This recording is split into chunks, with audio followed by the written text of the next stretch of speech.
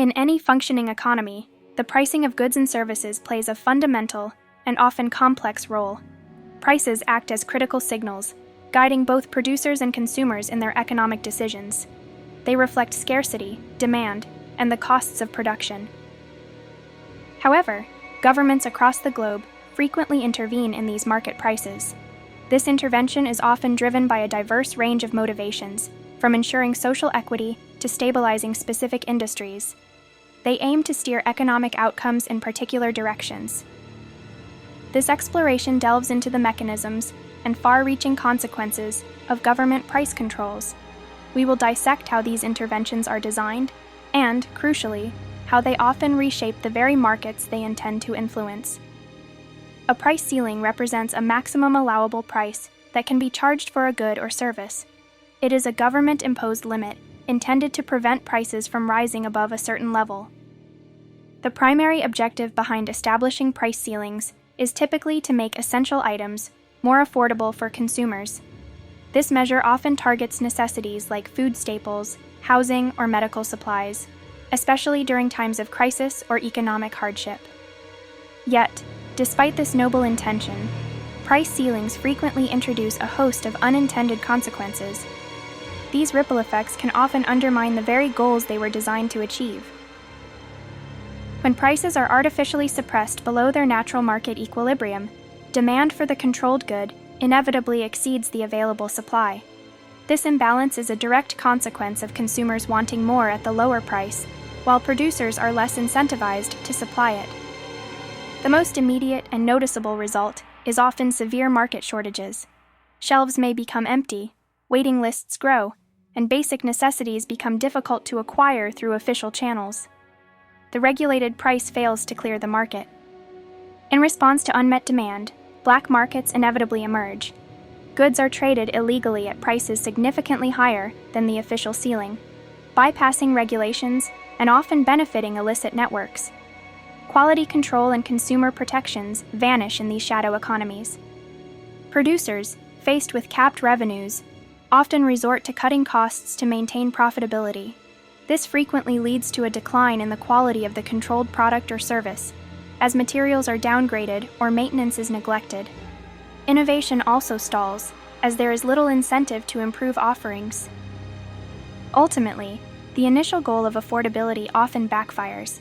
While some consumers may benefit from lower prices for a limited time, many others face difficulty obtaining the product at all, or must contend with inferior quality and unofficial markets. The policy can exacerbate the very problems it sought to solve. Conversely, a price floor is defined as a minimum allowable price for a good or service. This intervention sets a lower boundary, preventing prices from falling below a predetermined level. The primary objective of price floors is typically to protect producers or workers. This often includes agricultural goods, where farmers are guaranteed a minimum price for their crops, or labor markets, through minimum wage legislation. The aim is to ensure a stable income or livelihood. However, just like price ceilings, price floors also introduce their own set of potential unintended consequences. A common outcome is the risk of overproduction, as producers are incentivized by the guaranteed minimum price. When a price floor is set above the natural market equilibrium, it incentivizes producers to supply more than consumers are willing to buy at that elevated price. This leads directly to overproduction, creating surpluses.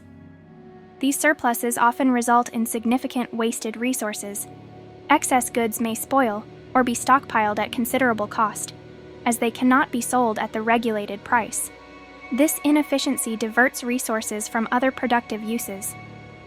For consumers, price floors translate into artificially inflated prices. They are forced to pay more for goods than they would in a free market, reducing their purchasing power and potentially limiting access to certain products. This can disproportionately affect lower-income households. In the long term, such interventions can lead to a misallocation of economic resources. Capital and labor are drawn into sectors with artificial price supports, even if demand does not naturally warrant such extensive production. This distorts the economy's overall structure. This distortion fosters economic inefficiency. Resources are not directed to their most productive uses, hindering overall growth and societal welfare. industries become less responsive to genuine market signals. Furthermore, price floors can contribute to a decline in innovation within affected industries. With a guaranteed minimum price, producers may have less incentive to invest in research and development or to find more efficient production methods. Competition is stifled. At their core, price controls fundamentally disrupt the natural signals of supply and demand. These signals, expressed through fluctuating prices, are the market's primary mechanism for conveying information about scarcity and preference. Interference with these signals impairs the information flow that guides both producer and consumer decisions. Producers struggle to accurately assess demand, and consumers cannot clearly perceive the true cost or value of goods. Economic actors operate in an information vacuum. This disruption inevitably leads to a significant distortion of overall market dynamics. The intricate web of interconnected decisions, which normally leads to equilibrium, becomes tangled and inefficient. The market ceases to function optimally.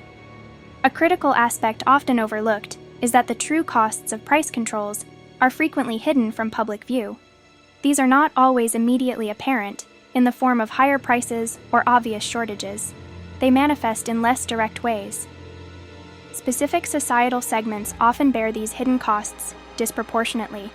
While the intended beneficiaries may see some short-term gains, others, perhaps unaware, shoulder the burden through reduced choice, lower quality, or indirect taxes. The burden is unevenly distributed. One significant hidden cost is reduced investment in controlled sectors. When profitability is capped or uncertain due to price controls, capital naturally flows away from these industries towards more attractive opportunities. This starves vital sectors of necessary funding. Consequently, there is a marked decrease in innovation due to a lack of market incentives.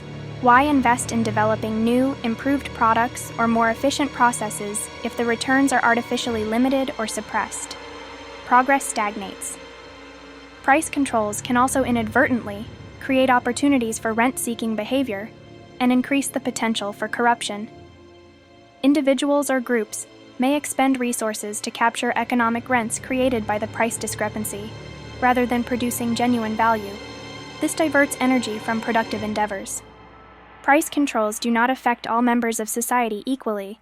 They often disproportionately affect different societal groups.